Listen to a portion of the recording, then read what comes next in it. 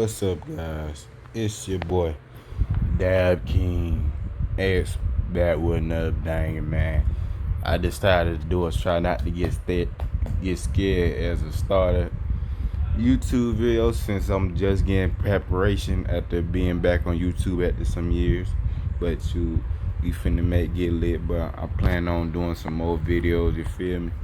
Like trying to go, I'm gonna try like do stuff that gonna get me in trouble type video if I can. Like I'm planning on trespassing into a school that I'm not a part of because I'm out of school, or you already know how that's gonna go.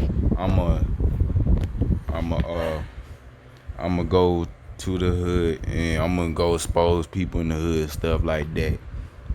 You already know, and I'm gonna have some gaming stuff going on. You already know what's going on, man. It's 2021, almost 2022, man. You already know what's going on, man. But anyway, let's get to this video. Try not to get scared, man. And hopefully I don't get scared, man. And so let's rock and roll, man. Let's get this challenge going, man. So I don't know why the camera ain't showing my face, but I do know why, but the problem is ain't enough light up in here. Hold on, guys. I might have to show y'all a little something. So yeah, let's do it, man. Let's do it. What I'm about to show you in this video are 3 different sets of texts that become much scarier when you hear the background stories behind them. In this first one, these are texts between a young girl named Emily and her mom. Emily sent me screenshots of these texts along with the background story to go with them. First, to read the texts. Emily says to her mom, "Are you home?" "No, still with your dad, what's up?" "I heard someone come in." "The house? Is Peter home?" "I don't know, I've been in my room." "I don't think so, because he was supposed to work till 12 tonight." "Are you sure you heard the door open then?" "Mom, there's someone in the house." "What? Who is it?" "Mom, I don't know, there's some man walking around downstairs. I'm scared, what do I do?" "Emily, find somewhere to hide right now, I'm calling the police. Lock your door right now and hide somewhere in your room, okay?" "Okay, I'm in the closet." "Okay, good, sweetie, I'm on the phone with the police, don't make any noise at all. Stay in the closet until you hear the police come inside the house." "Do you still hear them?" "Mom, he's trying to open the door." "Emily, please just be quiet, you're gonna be okay, the police are almost there." "Emily, the police are there, are you okay?" This was where the text ended. This was what was going on that night when Emily sent these texts to her mom. She was home alone while her mother was out to dinner with her dad, and her older brother Peter was working late. Nobody was expected to be home except for her at this time, so when she heard the front door closing downstairs, she was immediately alarmed and concerned. She texted her mother asking if she and her dad possibly returned home early, to which her mother shot that down, saying she was still with her father. On the side, sometime between her mom asking Emily if she was sure she heard the front door open and her follow-up question mark, Emily texted her brother Peter as well asking if he was home, and he replied he was still at work. At this point, Emily peeked out her bedroom door down the stairs and saw, in her words, a 30-something-year-old tall man in a hoodie, beanie, and black sweatpants walking around her living room. At this point, she started to freak out and locked her bedroom door as quiet as she could and continued to text her mom. Upon telling her mom some stranger was in the house, the mom suggested Emily hide in the closet while she got on the phone with the police. While sitting in her bedroom closet trying to wait this nightmare out, Emily heard the man fiddling with the doorknob to her bedroom trying to open the door, followed with him trying to forcefully break the door open by the sound of it.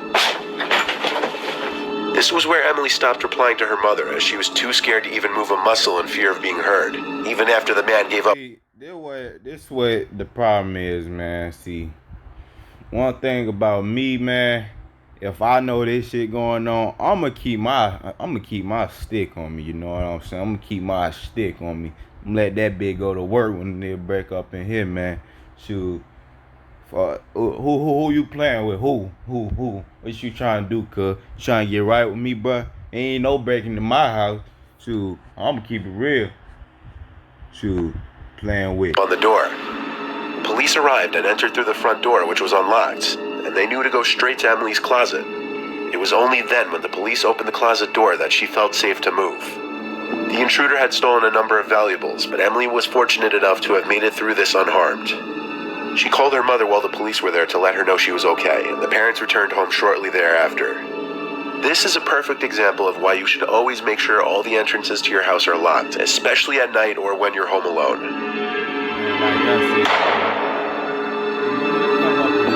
In this next one, the following texts are between a girl who wishes to remain anonymous, who I'll just refer to as Amanda, a guy named Jake who she met a handful of times through friends, and separate texts among Amanda and her friend Alyssa. It starts with Jake texting Amanda, "Hey," and this is how it goes. "Hey, what are you doing?" "Nothing, what about you?" "Same, want to hang out." "Maybe, what do you want to do?" "I mean, we can't hang here because my parents are home, but what if I came to you? Are your parents home?" "Nope." "So let me come, LOL." "When?" "I'm free now if that works for you." "What made you even think to hit me up?" "You're really pretty and I just want to hang out with you." "Okay, I look like a potato right now, so you have to give me some time to get ready." "That's fine, what's your address?" "Word, I'll head over soon." "Wait, no, don't, I need time to get ready." The text between Amanda and Jake left off there, where he apparently left her text unread when she asked him not to come over just yet. At the same time, she went to go text her friend Alyssa about it, as Alyssa's part of the same friend circle as the two of them. Amanda was surprised to be hearing from Jake and texts Alyssa to see her reaction about it. This is how those texts went.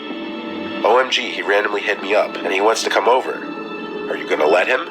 "I told him yeah, but to let me get ready. He said he's gonna head over soon." "I told him wait, but he left me on scene." "Wait, hang on. I feel like it's weird that he's texting you. I'm gonna call him." "Why, don't mention me." "I won't, but he's not picking up FaceTime anyway." "I'm calling Jamie, this is weird." "Why is it so weird?" "Because I know he wouldn't just text you like that." Immediately, Alyssa finds it surprising and odd that Jake would text Alyssa, for the sole reason that Jake was apparently on the verge of officially dating someone else. When Alyssa tries to call Jake multiple times but fails, she then resorts to calling Jake's sister Jamie, who was also part of the same friend group. All the while, Amanda is confused as to why Alyssa finds this all so weird. Alyssa's last text to Amanda was OMFG, before calling her, revealing that Jamie told her over FaceTime that Jake lost his phone the day before, and his Find My iPhone was disabled. They obviously quickly draw the conclusion that whoever was texting Amanda was not Jake. Jake then got on the phone with Amanda and told her that whoever had his phone was nobody that he knew, because he lost his phone during his morning run. The three didn't know whether it was just a prank or not, until Amanda got a follow-up text from the person who had Jake's phone, saying, "I'm here, I'm at the door." Given that the whole reason this person came over was because Amanda said her parents weren't home, meant whoever was on the other side of the door likely meant her harm, and they were aware she was a defenseless girl home alone. Amanda looked through the peephole of her front door, and there was someone in a hood standing on her front porch, looking at the peephole. Amanda sent one final text saying this: "I know this phone was stolen, I called the cops already, they're almost here. You better get out of here and never come back or you'll be sorry. We also have you on video camera, so wave hello." The person read the text right away and didn't respond. The next time she checked through the peephole, the person was gone. Jake was able to get his IMEI number, and since it was being used for illegal activity, police helped track the phone to a man who lived a town over, who was prosecuted accordingly, and in this case, justice was actually served.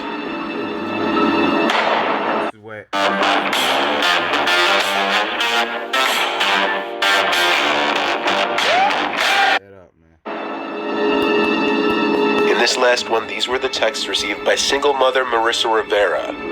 Marissa was awoken by her phone vibrating on her nightstand at 1 in the morning on a Friday night. On the screen were a bunch of texts from her son John. The text went as follows: "Mom, I need help. I got into a car accident.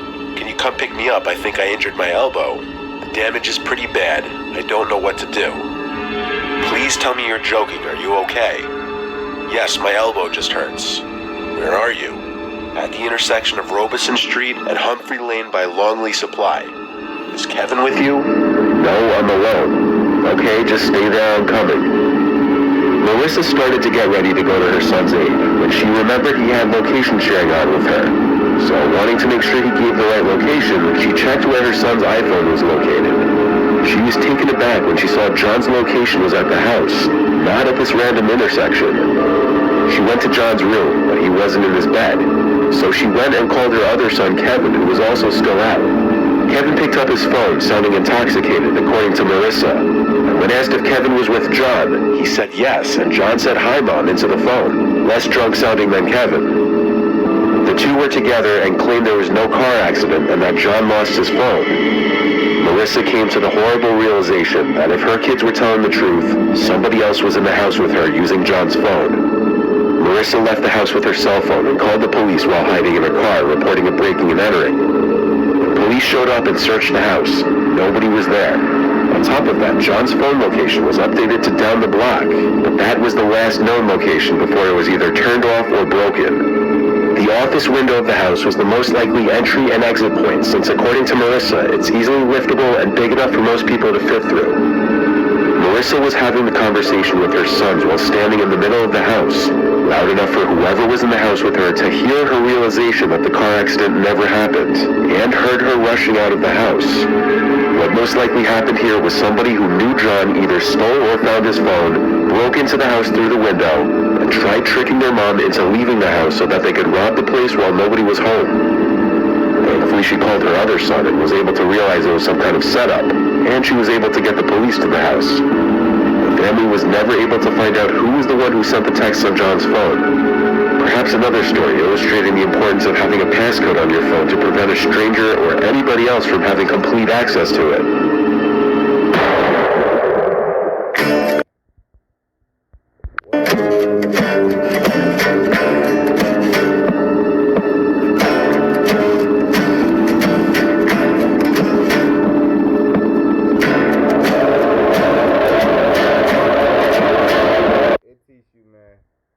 The lesson, the summary of the story is keep all hands on deck, man. Keep yourself protected. Make sure you lock all. Never leave no house, nothing unlocked, bro, cause it can be risky. Make sure if somebody breaking your house, you keep that stick. You know what I'm saying? You need that stick. You know what I'm saying? But anyway, peace out, y'all, man.